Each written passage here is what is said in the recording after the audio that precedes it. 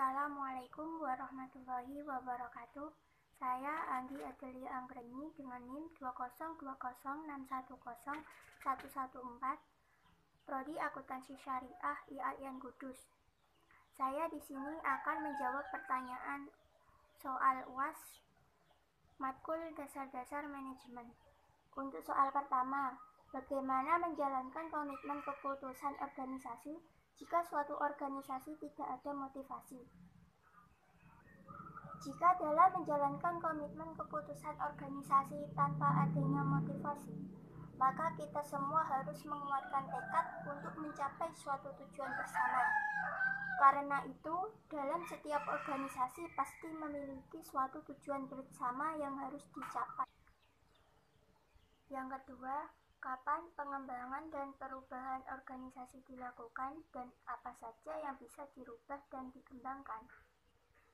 Yang pertama, kapan pengembangan dan perubahan organisasi dilakukan? Organisasi akan dirubah apabila organisasi tersebut mengalami berbagai tuntutan kebutuhan. Biasanya tuntutan ini timbul akibat pengaruh lingkungan, dan perubahan ini tentunya menjadikan organisasi tersebut ke arah yang lebih baik. Yang kedua, apa saja yang dirubah dan dikembangkan dalam organisasi tersebut? Biasanya perubahan dimulai dari beberapa tahap. Yang pertama, tahap pertukaran ide-ide baru. Yang kedua, penyesuaian dengan perubahan lingkungan. Yang ketiga, pengelolaan. Yang keempat, pengembangan.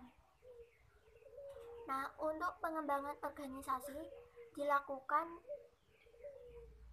mengikuti perubahan lingkungan sekitar agar organisasi tersebut tidak tertinggal zaman. Untuk soal ketiga, jika dirimu terpilih menjadi seorang ketua, tetapi tidak engkau harapkan, apa yang dirimu lakukan dan berikan alasannya? Jawaban saya, jika saya terpilih sebagai ketua tetapi tidak saya harapkan, maka lebih baik jika saya mengundurkan diri dan bicara baik-baik soal ini dengan yang bersangkutan.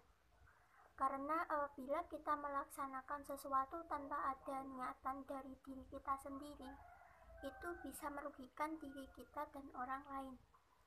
Apabila saya menjadi ketua, namun saya tidak bisa bertanggung jawab terhadap semua anggota-anggota dan organisasi saya, maka suatu organisasi tersebut akan hancur dan timbul perpecahan atau konflik. Yang keempat, kenapa pengawasan itu dilakukan dan dengan metode pengawasan yang bagaimana yang efektif dan berkualitas? Untuk yang pertama, kenapa pengawasan itu dilakukan? Pengawasan dilakukan untuk menghindari suatu masalah yang menyimpang dalam suatu perusahaan. Kemudian, dengan metode pengawas yang bagaimana yang efektif dan berkualitas itu? Yang pertama, dengan metode preventif atau pencegahan. Misalnya pencegahan kecurangan, kerugian, kerusakan, dan kelalaian. Untuk yang kedua, metode represif atau evaluasi. Metode ini dilakukan saat segala sesuatu yang sudah terjadi, gunanya untuk mencegah penyimpangan yang bisa terjadi di tahun depan.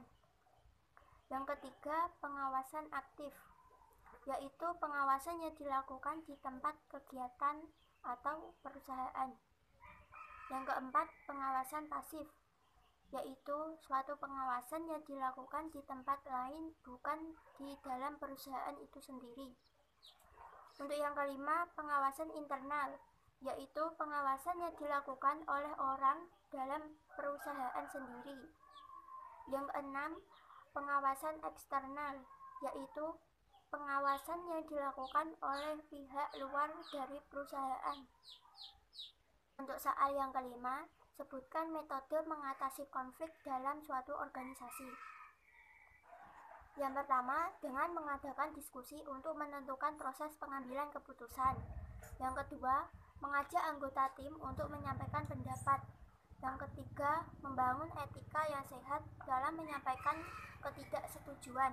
Yang keempat, menciptakan suasana konflik yang sehat.